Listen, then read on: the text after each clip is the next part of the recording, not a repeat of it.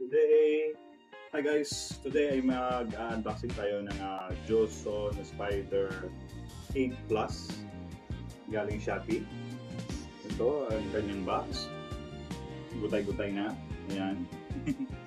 I hope so hindi sa damage yung loob. Ayan. Mabubuksan yan. Ayan.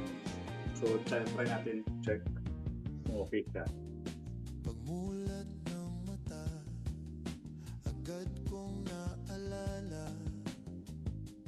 Kagabi sinabi mo, ayaw mo na. May mali ka bang nakita? May mali bang nagawa? Bigla na lang naisip mo, ayaw mo na. So yun, may box pa na isa. Very good.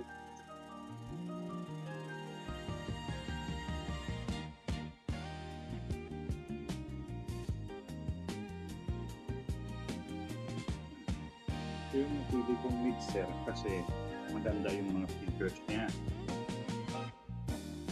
Lahat ng gusto mo, tamang sunod ako. Nagtataka, bakit biglang ayaw mo na? Binigla mo ng lubusan, nang ako'y iyong iwanan. Isang iglap na isip mo, ayaw mo na. Lumingon, sandali lang, bago mo tuluyang iwan. Nais ko sumigaw, palaban, at sasabihin sa'yo ang lahat. Tumakbo, palayo, at iwanan na. Yung may konting damit na yung box niya. May yung fake. Nalulungkot, So may pagkabigat pala. Itong Joson 8. Yan. Joson Spider 8 Plus. Ito yung napili ko kasi meron siyang effects na maganda. Yung parang sa V8 na sound card. Parang ipinasok nila dito sa loob ng Joson mixer. Tapos, yung pinaka-the best niya na feature is yung yung may one knob compressor. So yung tawag na compressor. Yan. Lahat ng plus na model ng Spider is merong compressor. At yung ibang, for example, yung Spider 4, Spider 6, Spider 8 na walang plus is walang compressor. Ito lang yung mga plus ang may compressor na dala. So kaya ito yung napili ko kasi mas tamang-tama siya sa mga needs ko. Try natin buksan.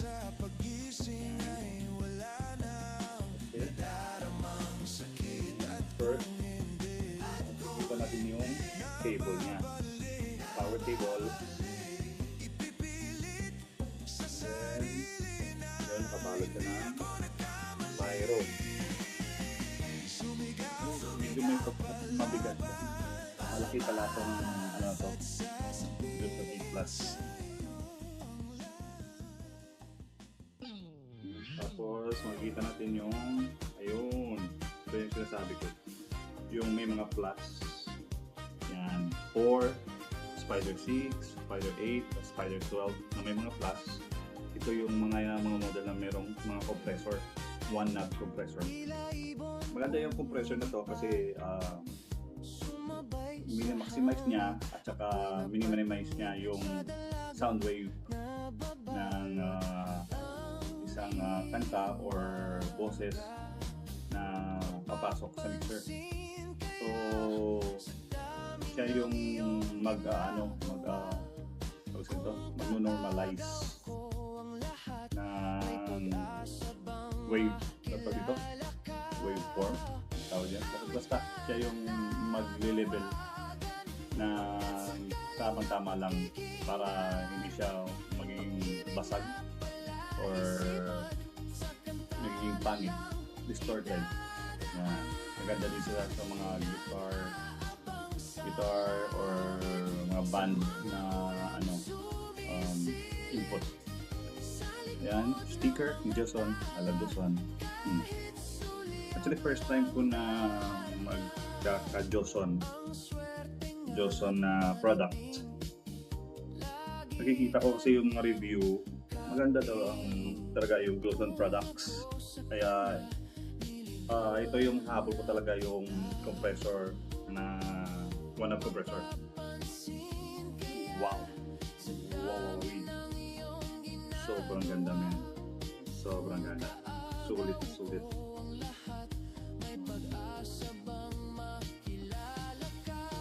Okay. So far, so good. Sobrang ganda. Sobrang nakaka-attract yung design niya. Okay, dito sa likod is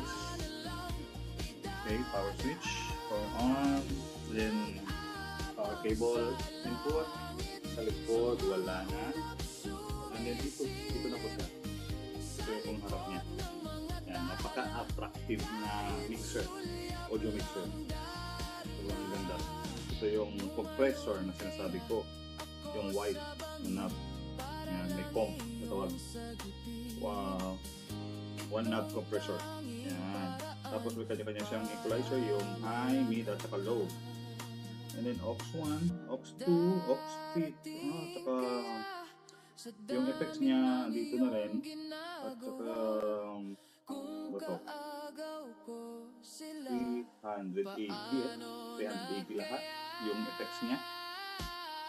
Yan, tapos USB, meron din yung button, ito yung program niya, post program.